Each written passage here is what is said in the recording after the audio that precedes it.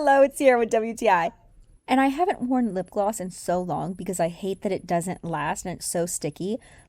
But with Revlon's Colorstay Satin Ink, I have found the perfect balance between liquid lip and a very glossy shine. I love it so much. It's 16 hours worth of wear for me. This stunning bold color is called On a Mission, and ooh, does it make me feel like I'm on a mission when I'm wearing this? It is so powerful and also so shiny. It goes on so smooth and it stays glossy throughout the whole day. I love the applicator because it doesn't feel like you're forcing it to align with the shape of your lip. It kind of just curves with the shape of your mouth. I also absolutely love how pretty and shiny this looks, but without getting all caught up in your hair. So no matter how windy the day is, it's not going to get stuck in your hair.